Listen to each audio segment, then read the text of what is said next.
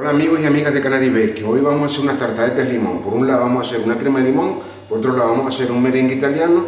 Aquí en medio tenemos lo que es la tartaleta, que pueden ver cómo se hace la masa de forro o masa quebrada en el vídeo de la tarta de Santiago. 4 ingredientes: almidón de maíz, zumo de limón, azúcar y huevo. Mezclarlo todo junto. Vamos a poner el almidón, vamos a poner el azúcar, vamos a poner el zumo de limón y los huevos. Simplemente cocerlo todo, listo, fuego medio, esperar que hierva y sobre la marcha. Bueno, como vemos, merengue italiano.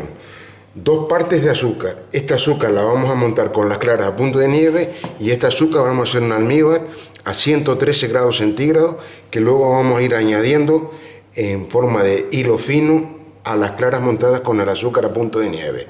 Bueno, vamos a verlo. Bueno, aquí tenemos la crema de limón. Vean que tiene la misma textura que una crema pastelera, que la tienen en el vídeo de la tartaleta de fruta, ¿vale? Esta es la textura. Y ahora vamos a hacer merengue. Aquí tenemos el merengue ya, la clara a punto de nieve y aquí el almíbar a 113 grados centígrados.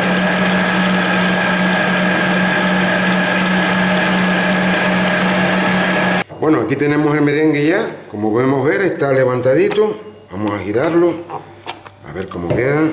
Vamos a levantar un poco. Listo, merengue italiano. Listo para usar. Ahora vamos a rellenar una manga y vamos a decorar y a decirle cómo tienen que decorar todo esto. Vamos a ir decorando estas tartaletas de limón.